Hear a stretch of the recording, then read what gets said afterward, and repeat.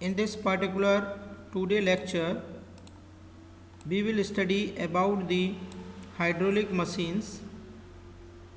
Hydraulic machines basically क्या होता है बच्चों? The machine that convert the mechanical energy into hydraulic energy. ऐसी मशीन जो कि आपकी मैकेनिकल एनर्जी को हाइड्रोलिक एनर्जी में कन्वर्ट करती है, उसको हम क्या नाम देते हैं? उसको हम नाम देते हैं hydraulic machine. And that hydraulic machine is called a fluid pump. उसको हम क्या बोलते हैं? फ्लूइड पंप के नाम से जानते हैं. The hydraulic energy of pump is available in the form of pressure. यानी पंप के पास में जो हाइड्रोलिक एनर्जी अवेलेबल होती है वो in the form of pressure energy available होती है. Different type of pumps are used for industrial purpose, irrigation system, domestic usage, sewage treatment, etc.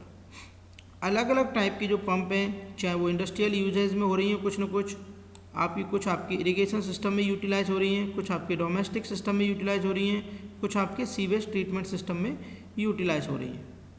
Next अगर हम बात करते हैं, when mechanical energy is converted into hydraulic energy. जब आपकी mechanical energy convert हो रही है हाइड्रोलिक एनर्जी के अंदर by means of centrifugal force. किसकी मदद से? सेंट्रीफ्यूगल फोर्स की मदद से. Then this type of pump is called centrifugal pump. तो इस टाइप की जो पंप होगी बच्चों उसको हम क्या बोलेंगे? सेंट्रीफ्यूगल पंप बोलेंगे. नेक्स्ट अगर हम देखते हैं, when mechanical energy is converted into hydraulic energy by sucking the liquid into a cylinder. जब हम क्या करते हैं? मैकेनिकल एनर्जी को कन्वर्ट करते हैं हाइड्रोलिक एनर्जी में. कैसे कन्वर्ट करते हैं? कि जो भी लिक्विड है उसको सक्शन के थ्रू सक करते हैं एक सिलेंडर के अंदर, इन विच रेसिप्रोकेटिंग मोशन, जहाँ पर क्या होती है? रेसिप्रोकेटिंग मोशन होती है, of piston exert pressure on the liquid. Reciprocating motion से liquid with the help of piston pressure apply करता है लिक्विड के ऊपर and increase the hydraulic energy, और इसकी हाइड्रोलिक एनर्जी को इंक्रीज कर देते हैं. This type of pump is called reciprocating pump. इस टाइप की जो पंप है उसको हम क्या नाम देते हैं? Reciprocating pump. नेक्स्ट अगर हम देखते हैं इसके कंपोनेंट ऑफ सेंट्रीफ्यूगल पंप, कि जो मेन हमारी सेंट्रीफ्यूगल पंप है उसके मेन क्या क्या कंपोनेंट हैं. तो students, one is impeller, another one is the casing, another one is the के suction pipe that contain strainer and footboard, and another one is the delivery pipe. अगर हम बात करते हैं किसकी? इम्पेलर की. It is rotating part of centrifugal pump. ये centrifugal pump का रोटेटिंग पार्ट होता है. इस set of curve blades are mounted on the shaft and shaft is connected to the rotating shaft of the electric motor. और बच्चों, ये जो impeller होता है इसके ऊपर क्या होते हैं? कर्व्ड वेन्स या ब्लेड माउंटेड होते हैं, और जो भी पर्टिकुलर शाफ्ट है उससे इम्पेलर कनेक्टेड होता है. तो जब आपकी शाफ्ट रोटेट करती है, इम्पेलर रोटेट करता है, तो आपकी जो वेन्स हैं वो भी रोटेट करते हैं या ब्लेड भी रोटेट करते हैं. Next one is casing. The casing is the outer most covering of the centrifugal pump. Centrifugal pump की जो आउटर मोस्ट कवरिंग है वो क्या कहलाती है स्टूडेंट्स? वो आपकी कहलाती है casing. It is an air tight passage. ये एक एयर टाइट पैसेज होता है सराउंडिंग द इम्पेलर, जिसके चारों तरफ क्या होता है? इम्पेलर होता है. The kinetic energy of water discharged from the impeller is converted into pressure energy. यानी कि जो काइनेटिक एनर्जी होती है वाटर डिस्चार्ज की from the impeller is converted into pressure energy. Then the water leaves the casing and enter into delivery pipe. तो water क्या करता है? केसिंग को लीव करता है और डिलीवरी पाइप के अंदर एंटर करता है. ये आप डायग्राम यहाँ पे देख पा रहे होंगे students. This diagram is very clear. This is the part of the impeller. ये जो आपको इम्पेलर वाला पार्ट दिखाई दे रहा है, ठीक है, और ये जो इम्पेलर आप देख पा रहे हैं ये शाफ्ट से कनेक्टेड है. और इस इम्पेलर के ऊपर students these are the blades that are mounted. ये इम्पेलर जो आपको गोल गोल दिखाई दे रहा है, ये डॉटेड जो लाइंस दिखाई दे रही है, ये डॉटेड लाइन, ये पूरा इम्पेलर वाला ही पार्ट है. इस इम्पेलर वाले पार्ट के ऊपर ही आपके क्या हैं? ये आपके ब्लेड माउंटेड है. ये जो ब्लेड आप देख पा रहे हैं ये इसका साइड व्यू है. ये आपका पूरा ही इस वाली साइड से आपको दिखाई दे रहा है, ये ब्लेड है आपका पूरा, ठीक है. तो these are the blades that are mounted. Next one is this is the casing, जो वॉल्यूट वाला पार्ट है ये वॉल्यूट केसिंग है। केसिंग का एक टाइप है, मतलब वॉल्यूट casing is the type of casing, एक प्रकार की केसिंग। ये जो आउटर आप देख पा रहे हैं ये स्टूडेंट सक्शन पाइप, जहाँ से क्या होगा, water will enter into the pump and this is the discharge pipe. This is the discharge pipe through which the water will go exit out of the pump. What will happen?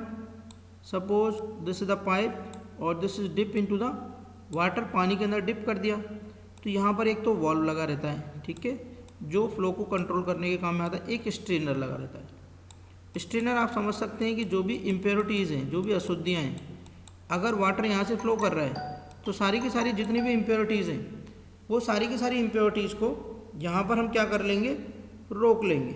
और जब impurities आपकी turbine के अंदर enter नहीं कर पाएंगी, तो जब इम्प्योरिटीज़ टरबाइन के अंदर एंटर नहीं कर पाएंगी students, then what will happen, this will go through this direction, in this direction, और ये हमारा यहाँ पर क्या हो जाएगी, हमारी पंप सक्शन के through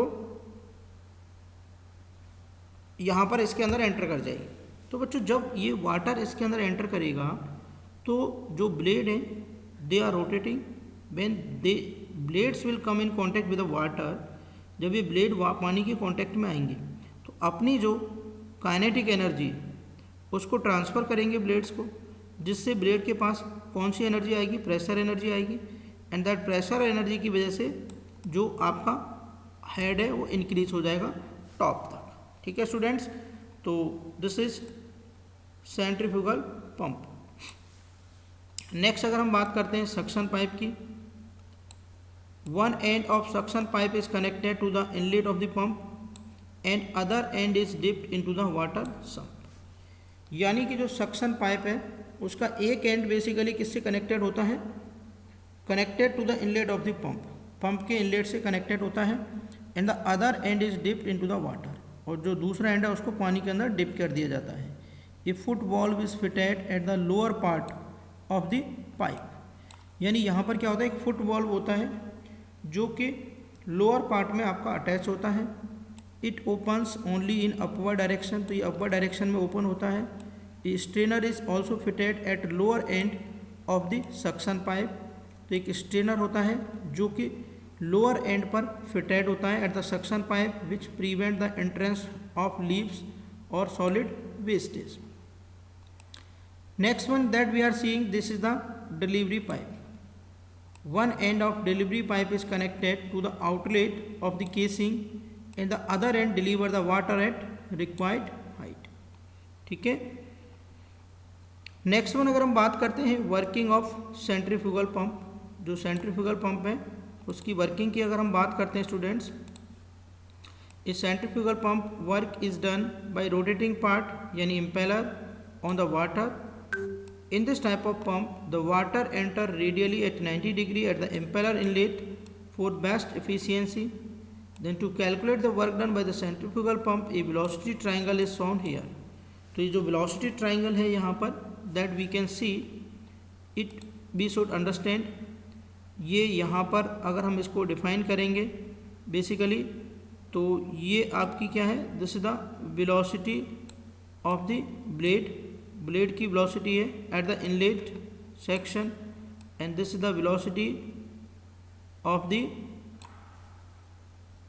flow, tangential velocity of the flow of the fluid, and this is VR1 is the relative velocity of the flow. Alpha 1 basically क्या है, this is also an angle, alpha is the angle made by the velocity of flow with the velocity of blade. Theta is the angle that is made, अगर theta की अगर हम बात करते हैं, theta is the angle, ठीक है, this theta that is made by the relative velocity with the blade velocity. When this will come outside, तो this is the relative velocity of the blade at the outlet and it is making an angle, ये आपका U2 है, यहाँ से लेके यहाँ तक U2, तो ये एंगल बना रहा है φ2 with the velocity of the blade at outlet, and this is the again velocity of the flow V2, and it will have two component, one is VF2 and VW2। जो VF2 component है इसकी वजह से flow आपका water ऊपर की तरफ flow हो जाएगा एक्सियल डायरेक्शन में, और जो वर्लिंग कंपोनेंट है वो उसको रोटेट करने के काम में आएगा, और यहाँ से ये जो एंगल बनता है ये कितना है आपका बीटा। ठीक है, तो दीज आर द नोटेशंस।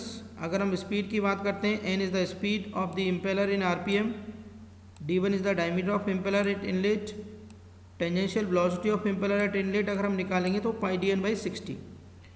तो पाई d1 is the diameter, n is the RPM, pi d1n divided by 60। Next one is the d2, तो diameter of impeller eight outlet d2, u2 is the tangential velocity of impeller eight outlet, तो यहाँ पर हम लिखेंगे इसको पाई d2n divided by 62। तो ये आपका u2 है, ये आपका u1 है। v1 students absolute velocity of water at inlet, v1 relative velocity of water at inlet, alpha angle between absolute velocity and motion of blade, theta angle between relative velocity and motion of blade, similarly VR2, beta and theta, these are.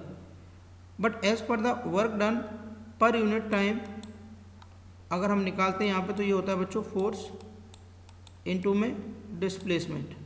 तो force को हम लिख सकते हैं m into जी, force को अगर हम क्या लिख सकते हैं यहाँ पर m इंटू में g।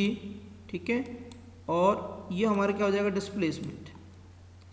तो हमें यहाँ पे क्या करना है, basically force per unit weight निकालना है, वर्क डन जो निकालना है फोर्स पर यूनिट वेट निकालना है। अगर ये हमारा W है तो हम क्या करेंगे, W अपॉन में m इंटू जी से डिवाइड कर देंगे।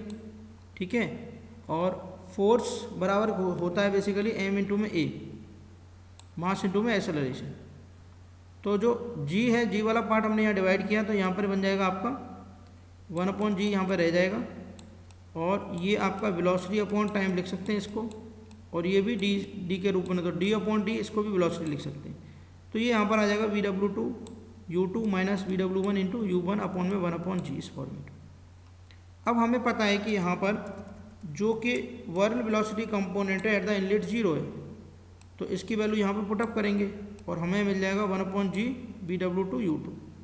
और अगर हम वर्क डन पर सेकेंड निकालेंगे तो W से मल्टीप्लाई कर देंगे, W यानी m इंटू जी, तो W VW2 u2 divided by g।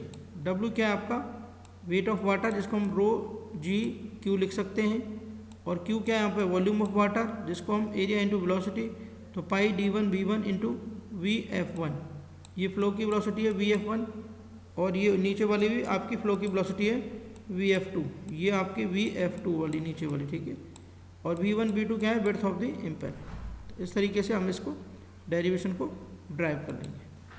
Thank you very much.